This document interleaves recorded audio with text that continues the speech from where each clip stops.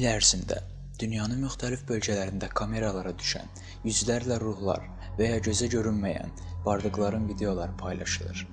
İnsanların bir qismi bu videolara inanır, amma bəziləri də qəti olaraq inkar edir. Buna bənzər bir hadisə Bakıda, Targovo adlanan ərazidə baş verib. Görüntülərdə gecə-gec saatlarında ağ gəlinliklə gəzən gəlin əks olunub.